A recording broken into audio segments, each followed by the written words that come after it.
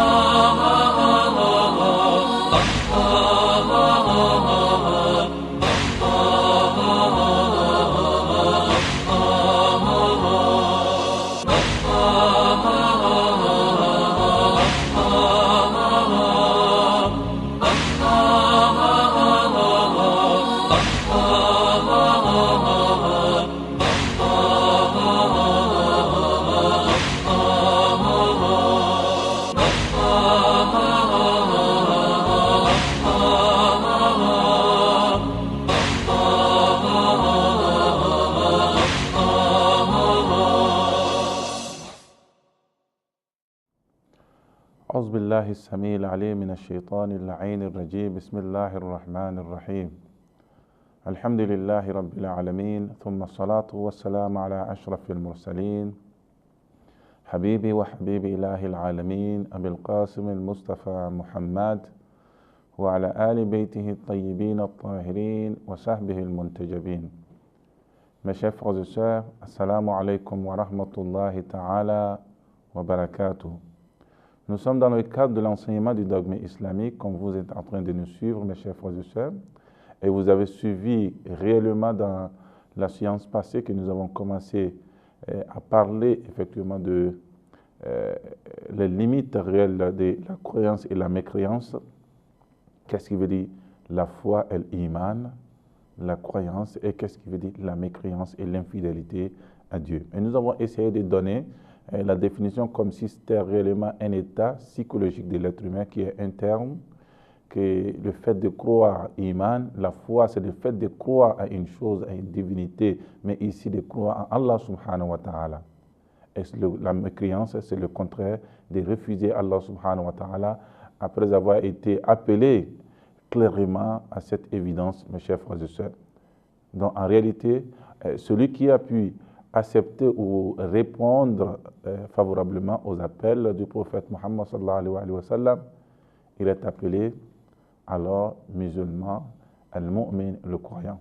Et celui qui a essayé de rejeter, de refuser, de refouler cet appel aussi, qui a été tellement clair pour lui de façon évidente, et celui-là est appelé de notre côté l'opposé de la croyance ou les croyants, on appelle le mécréant. Mes chers frères et sœurs, souvent l'infidèle, parce qu'il s'agit de l'infidélité entre il a pu réellement essayer de voir, de choisir entre sa volonté et celle d'Allah subhanahu wa ta'ala. C'est de mécroire totalement l'existence de Dieu et aussi mécroire, mes chers frères et sœurs, en deuxième lieu, la prophétie du prophète Muhammad sallallahu alayhi wa sallam. Donc il est appelé mécréant tout à fait clair, mes chers frères et sœurs. Nous avons essayé de donner cette définition et nous étions arrivés à la limite de la mécréance et la foi. Nous avons essayé de parler de cela. Nous avons aussi la différence entre la foi, je vais parler effectivement au principe de base de la religion musulmane, et aussi la ramification de l'islam qu'on appelle al-furu'ud-din, dans le cadre de la jurisprudence et dans le cadre aussi de la théologie. Et nous avons dit, si vous avez suivi les premières émissions que nous avons essayé de présenter, c'était dans le cadre de vous éclaircir sur le point de fondement des bases de la croyance de l'islam. Nous avons parlé des usul-din, effectivement, c'est dans ce cadre-là qu'on parle de la croyance théologique, mes chers frères et sœurs. Mais dans ce cadre-là, oui, c'est la croyance théologique, mais dans le cadre de la ramification de la religion musulmane. Et bien, ce qui nous importe ici, c'est le fondement de la foi musulmane. Nous avons parlé, mes chers frères et sœurs, de cet élément, et effectivement, nous avons essayé de voir aussi la foi, effectivement, lorsqu'on parle de la foi, à quelle influence sur notre devenir, dans le cadre qu'on soit réellement enveloppé par le bonheur d'Allah subhanahu wa ta'ala, et aussi rejeté par Allah subhanahu wa ta'ala, et puis qu'on puisse réellement être supporter cette le fait d'être malheureux dans cette vie, mes chers frères et sœurs. C'est dans ce cadre-là, lorsqu'on parle de l'iman ou al-kufr, c'est dans un cadre bien donné. L'iman a un effet positif sur notre devenir, dans notre vie de l'au-delà, mais la mécréance a un effet négatif sur notre vie et notre devenir dans l'au-delà. Et de l'autre côté, c'est le bonheur, mais de ce côté, mes chers frères et sœurs, ce n'est rien d'autre que le malheur qui nous attend lorsqu'on refuse, effectivement, mes chers frères et sœurs, l'appel divin et l'appel prophétique, et c'est ça, tout à fait la mécréance, et c'est le malheur qui nous attend dans notre devenir, notre avenir, que nous sommes en train, pour cette cause que nous sommes en train de vivre dans ce bas monde. Et après, nous allons essayer réellement de récolter, s'il s'agit de la foi musulmane, que nous avons profité et posé des bonnes œuvres, nous allons sûrement profiter de cette foi dans l'au-delà. Mais si nous avons malheureusement, et que le Seigneur nous en garde, posé des actes interdits, et nous allons forcément, mes chers frères et sœurs, récolter les pots cassés, que le Seigneur nous en garde. Nous allons essayer de parler effectivement de cela. Et nous sommes arrivés effectivement, mes chers frères et sœurs, à quelques points, lorsqu'on parle du point que Shahid Mutahari a essayé effectivement de nous éclaircir sur ces points, je vais parler de la mécréance, lorsqu'on parle de la mécréance et la foi. Et quel est l'avenir qui attend les croyants et l'avenir qui attend le mécréant.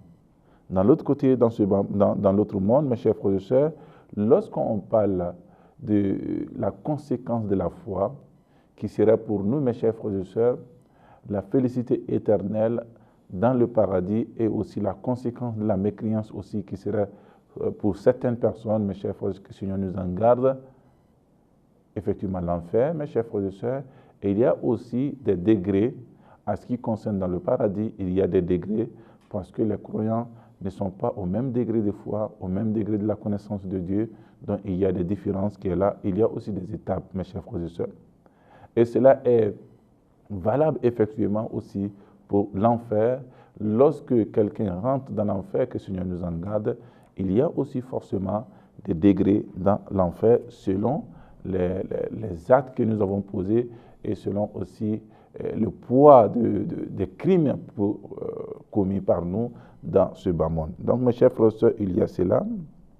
Et celui qui réellement essaie de nier totalement l'existence de Dieu, après avoir connu cet appel prophétique qui est aussi très clair pour nous, qui a un rapport d'abord avec notre propre psychologie, le côté psychologique de l'être humain, aussi avec la raison, mais qui refuse catégoriquement, après avoir été évidente pour lui les preuves prophétiques, mes chers frères et sœurs, de pouvoir d'abord prouver l'existence de Dieu, qu'il refuse cela, et aussi, en deuxième lieu, il refusera effectivement la prophétie du prophète Muhammad sallallahu alayhi wa sallam, et celui-là ne va pas profiter réellement du paradis, de la félicité éternelle de Dieu, mes chers frères et sœurs.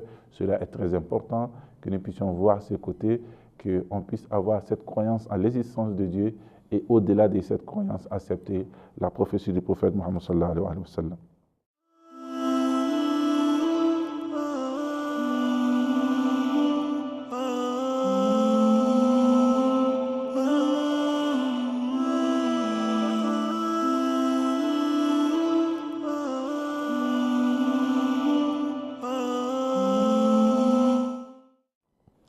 Effectivement, ces mécréances, ça, ce n'est rien d'autre que le fait de la mécréance sur notre devenir dans l'au-delà.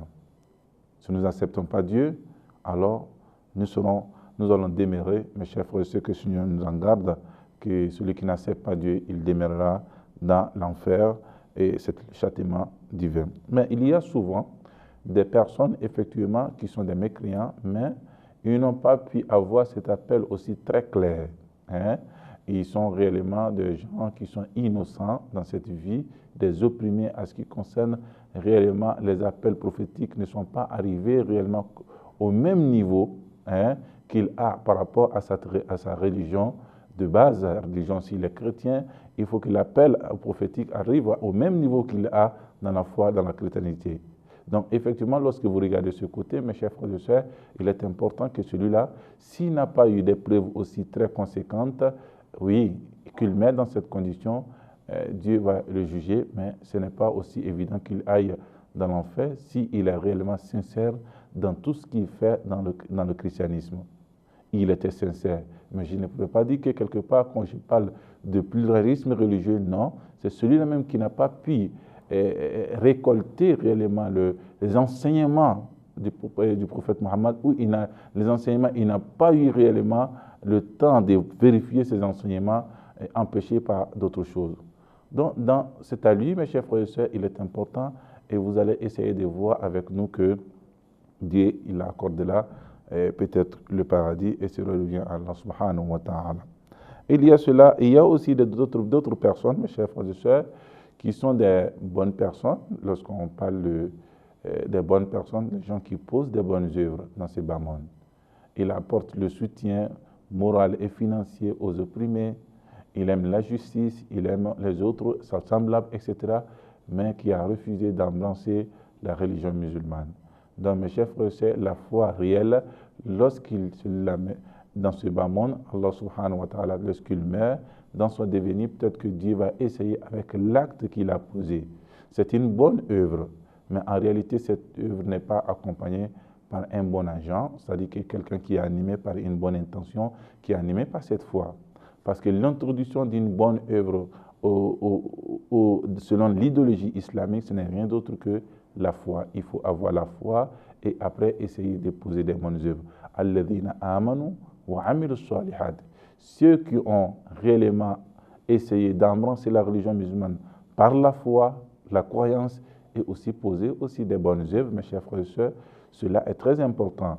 Mais si nous essayons de poser des bonnes œuvres sans pourtant avoir de façon introductive la foi en Dieu, à l'existence de Dieu, accepter la prophétie du prophète Mohammed sallallahu alayhi wa sallam, mes chers frères et sœurs, nous ne profiterons pas réellement, comme nous devons profiter dans l'au-delà de nos bonnes œuvres que nous avons pu poser.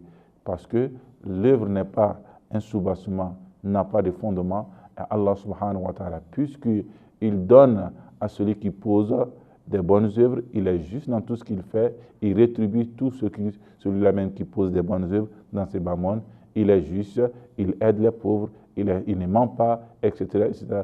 Dieu va utiliser ces bonnes œuvres, mes chers frères et sœurs, de vraiment diminuer le châtiment, le poids des châtiments sur lui, d'abord dans la vie intermédiaire, et pas seulement la vie intermédiaire, aussi dans l'au-delà. Dans ce cadre, mais ce acte ne peut pas être vraiment, mes chers frères, c'est un moyen pour lui, un canal pour lui d'échapper réellement le châtiment divin, parce qu'en réalité, il n'a pas accepté la croyance en Dieu, mes chers frères et sœurs. Ça est très important et c'est ce que le Coran essaye de nous enseigner en ce qui concerne réellement les enseignements prophétiques. Donc, mes chers frères et sœurs, lorsque vous essayez de faire la comparaison des choses, vous verrez avec nous que Allah subhanahu wa ta'ala, il a fait la part de toutes choses. Il a limité toutes choses par sa sagesse et sa science.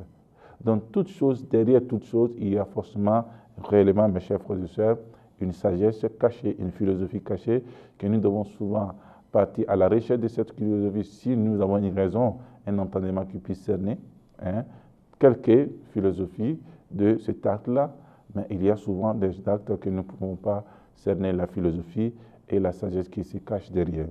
Il y a cet acte-là, mes chers frères et sœurs, nous le faisons réellement par obéissance à Allah subhanahu wa ta'ala, et c'est ce qu'on appelle al-umur at-ta'abbudiyya fi din. C'est-à-dire que les choses, par servitude, par obéissance, nous avons entendu de la part d'Allah subhanahu wa ta'ala, sami'na wa ata'na, nous l'avons entendu et nous devons réellement s'y plier et obéir à cet appel divin d'Allah subhanahu wa ta'ala.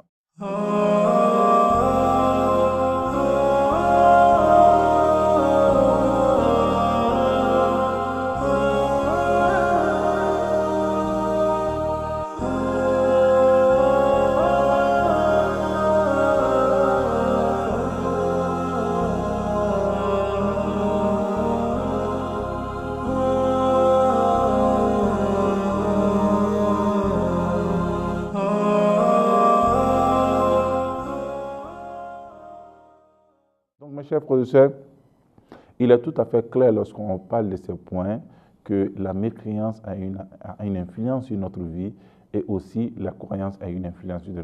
C'est dans ce sens-là que nous sommes en train de parler. Celui qui croit aussi, il a une influence, mais qui pose des bonnes œuvres aussi, l'œuvre aura forcément des influences sur son devenir, parce qu'il profitera réellement, mes chers frères et sœurs, par la promesse divine de ces actes qu'il a pu poser dans ces bas mondes avant de mourir ou de partir de ce monde-là. Et pas seulement qu'il attendra peut-être le jour de la résurrection, le jour de la rétribution, mais à partir de Al-Barzakh, le monde intermédiaire, il profitera aussi de ces actes parce que l'acte est couronné, mes chers frères et sœurs, par la foi en Dieu, la foi en la prophétie, la foi aussi au jour de la résurrection. Ça fait partie réellement aussi des principes de base de tous les musulmans et aussi même des non-musulmans, des chrétiens et les juifs. Il y aura forcément un jour, un jugement dernier. Ils croient en la prophétie de leurs prophètes, seulement qu'il y en a qui refusent la prophétie du prophète Mohammed sallallahu alayhi wa sallam, et c'est ce qui est, mes chers frères et sœurs, important, mais ils essayent aussi de nier l'existence d'un Dieu. Donc, lorsque vous essayez de mettre ces points à côté l'un, l'autre, mes chers frères et sœurs, vous verrez que d'abord, pour mieux profiter, si on peut s'exprimer ainsi, une garantie pour nous pour profiter de notre foi en Dieu, ce n'est rien d'autre que l'islam. Et c'est l'islam que le Coran dit Inna dina indallahi al-islam. La religion auprès d'Allah subhanahu agréée auprès d'Allah subhanahu wa ta'ala, ce n'est rien d'autre que l'islam. L'islam, je vais parler pas l'islam de façon aussi restreinte du mot, mais l'islam qui est la soumission vraie. Mais lorsque vous essayez de voir l'exemple d'une soumission aussi vraie, et vous allez trouver cela se trouve dans l'islam que le prophète Mohammed restreint qu'il nous a apporté.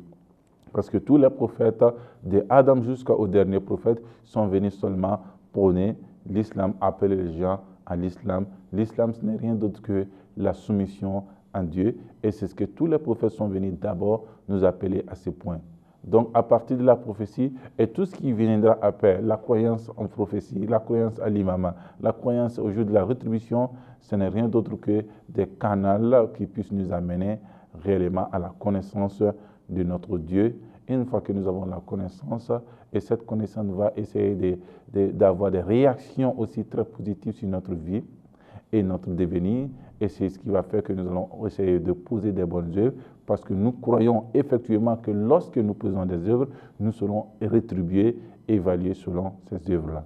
Donc ça fait partie d'un degré de foi dont, mes chers frères et sœurs, il est important que nous puissions vraiment notifier ces points que nous avons essayé de parler. Et vous allez trouver que Shahid Mutahari, le philosophe iranien, il a essayé de mettre tous ces points pour que nous puissions comprendre certaines choses. Mais ce que nous voulons essayer réellement de voir, il faut comprendre que Allah subhanahu wa ta'ala, il rétribue, il évalue tout acte sans aucune exception. Et c'est une promesse divine, et Dieu il s'est fait cette promesse-là d'évaluer tout acte que nous allons poser dans ces bas mondes. Donc il est important, mes chers frères et sœurs, il ne faudrait pas que nous ayons des moments aussi vacants de l'adoration d'Allah subhanahu wa ta'ala, mais cela ne peut se faire que dans l'intention. Même que vous voulez dormir, vous pouvez formuler l'intention afin de se reposer pour avoir assez de force demain pour vaquer aux occupations, chercher la nourriture licite pour la famille. Allah subhanahu wa ta'ala va essayer de transformer ces sommeils-là pour vous comme étant bien, mes chers frères et sœurs, une adoration. Lorsque nous avons cela, donc c'est pour cette raison que vous allez trouver que certains savants chiites, vous allez le trouver, ils disent qu'ils n'ont pas eu de moments aussi vacants dans leur vie sans pourtant adorer Allah subhanahu wa ta'ala. Donc mes chers frères et sœurs, cela n'est pas intention, c'est se fait avec l'intention que Allah subhanahu wa ta'ala nous a donnée. Si vous avez une bonne intention de pouvoir poser un acte, si vous n'arrivez pas à poser cet acte, Allah subhanahu wa ta'ala va vous donner certains mérites. Le fait d'avoir une bonne intention est déjà bon. C'est une introduction pour les bonnes œuvres. Allah va vous accorder. Et là, ça fait partie de la miséricorde d'Allah subhanahu wa ta'ala. Si vous posez encore des actes interdits, Dieu vous accorde 7 heures du temps, selon le temps que nous avons, 7 heures du temps, afin que nous puissions prononcer la repentance. Astaghfirullah, Seigneur, je te demande pardon. Après 7 heures de temps, alors l'ordre sera donné aux anges d'évaluer, d'écrire ce que vous avez posé comme étant bien un acte aussi je vais dire, négatifs qui pourraient avoir des influences aussi négatives sur votre vie. Donc, mes chers frères et sœurs, une fois que nous avons ces éléments, il est important que nous puissions aussi donner des versets coraniques qui puissent nous rappeler effectivement de ces points. Ce verset coranique, ce n'est rien d'autre que le Seigneur Allah subhanahu wa ta'ala dit « Inna Allah la yazlimu mithqala dharra » et Dieu n'opprime jamais un poids d'atome que nous avons posé comme acte, il n'ignore jamais, il ne néglige jamais ces poids d'atome d'acte. Wa in takun hasana yudha'ifaha. Ça fait partie de sa miséricorde. Lorsque vous posez une bonne œuvre, il puisse réellement doubler cet acte, tripler, quadrupler, etc. Wa yu'ti man ladunhu ajran azima.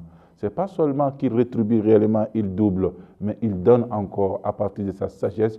Plus que ça, Allah subhanahu wa ta'ala, il est sage, il a une clémence très ample et cette clémence réellement nous couvre lorsque nous posons seulement que des bonnes œuvres et lorsque nous avons seulement que des bonnes intentions envers Allah subhanahu wa ta'ala ou aussi de poser des bonnes œuvres, mes chers frères et sœurs. Donc il est important que nous puissions réellement essayer de voir et ces points concernant Allah subhanahu wa ta'ala, la mécréance et la foi. Une fois que nous avons ce point, cela veut dire que, mes chers frères et sœurs, nous sommes préparés à profiter réellement de nos actes ou à récolter les actes commis qui sont des interdits ou de profiter réellement de nos actes positifs qui sont des bonnes œuvres, mes chers frères et sœurs. Donc sur ce, je tiens d'abord à vous remercier d'avoir prêté attention à moi pour ce sujet, parce que c'est un sujet aussi d'une importance capitale. Et aussi, je vous dis, Inch'Allah, pour la prochaine fois, Assalamu alaikum wa rahmatullahi ta'ala wa barakatuh.